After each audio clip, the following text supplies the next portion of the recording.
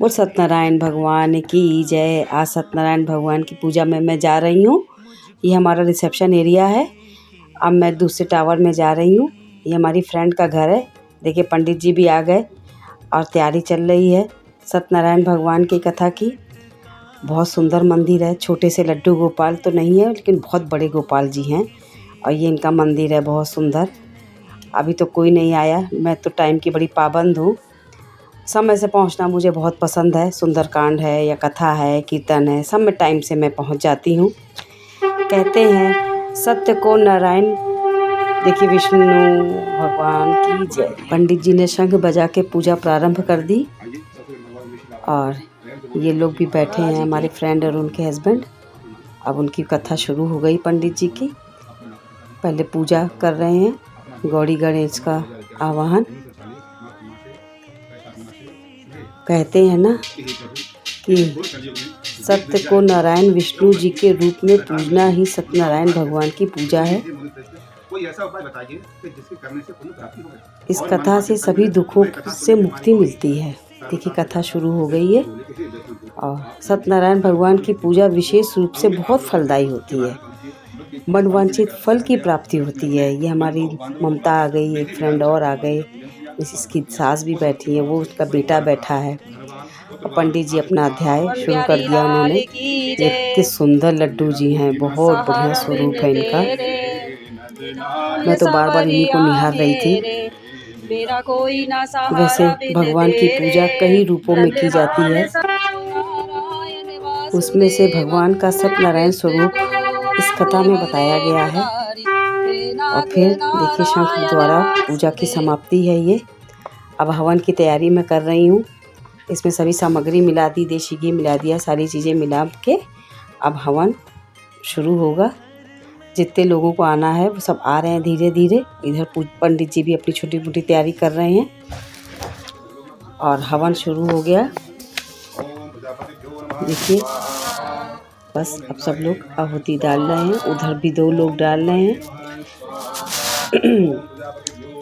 हवन यज्ञ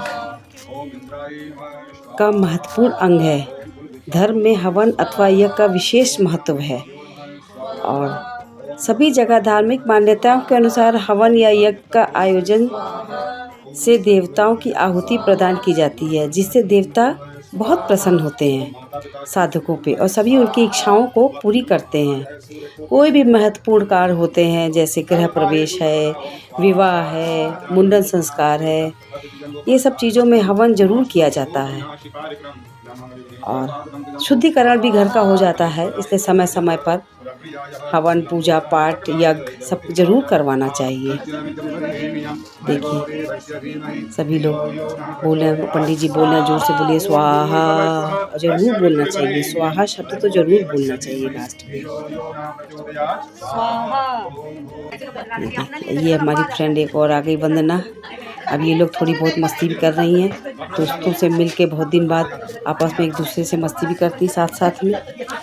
गृहस्थ में सब चीज़ उचित है, पूजा पाठ के साथ साथ सब कुछ उचित है।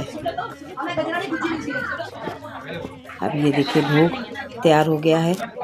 ये पंजीरी है, आटे को भूनकर चीनी मिलाकर इसको पंजीरी कहते हैं। अब मैं प्रसाद लगाना शुरू कर रही हूँ। भोग लग चुका, पंचामृत है, केले का देखिए पेड़ के और पीछे पत्ती लगी हुई है। कहते हैं सत्यनारायण कथा करने से हजारों वर्षों के यज्ञ के बराबर फल मिलता है। इसलिए जब कभी सत्यनारायण भगवान की कथा में आमंत्रित किया जाए तो जरूर जाना चाहिए। अब आरती शुरू हो गई। पूजा के अंत में आराध्य भगवान की आरती करते हैं। ऐसी मान्यता है कि न केवल आरती करने से बल्कि इसमें सम्मिलित होने पर भी बहुत पुण्य की प्राप्ति होती है। और फिर सबसे बड़ी बात है, सत्यनारायण कथा को सुनने से सौभाग्य की प्राप्ति होती है। श्री हरि विष्णु इससे जीवन में सभी समस्याओं को दूर करते हैं। सभी लोग बारी बारी से आ रहे हैं, आरती कर रहे हैं। ये हमारे गुंजन जी हैं। और गर्मी भी बहुत है, लेकिन पूजा पाठ में गर्मी सर्दी नहीं देखनी चाहिए, बड़े मन से करनी चाहिए। और इस बच्ची ने बहुत मन से, बहुत अच्छे से किया। घर भी बहुत खूबसूरत, ये पति पत्नी। आनंद आ गया साहब मुझे तो, बहुत बढ़िया। अभी आरती हो रही है। ये दादी माँ है, ये उनका बेटा है, संस्कारी बच्चा। अब ये नाश्ता भी उसने खिलाया सबको, ढोकला, समोसे और ये रसमलाई। ये दोनों बहुत दिन बाद मिली हैं, श्रद्धा।